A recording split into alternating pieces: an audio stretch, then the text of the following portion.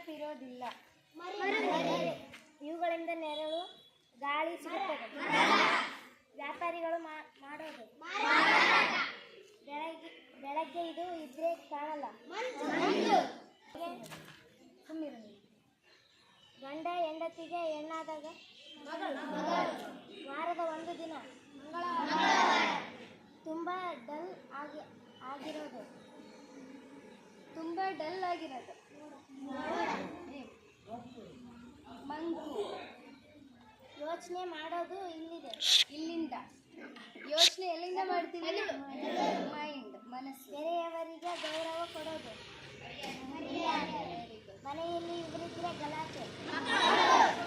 ಹಣ್ಣು ತರಕಾರಿ ಮಾರುವುದು ಜಾಗ. ಅರಮನೆಯಲ್ಲಿ ಇರುತ್ತಾರೆ. ಮಹಾರಾಜ. Mother tongue. ಎಲೆಕ್ಷನ್ ಟೈಮ್ನಲ್ಲಿ ಜನ ಮತ್ತೆ ಪ್ರಶ್ನೆ ಕಂಪ್ಲೀಟ್ ಆಗಲಿ. Very good.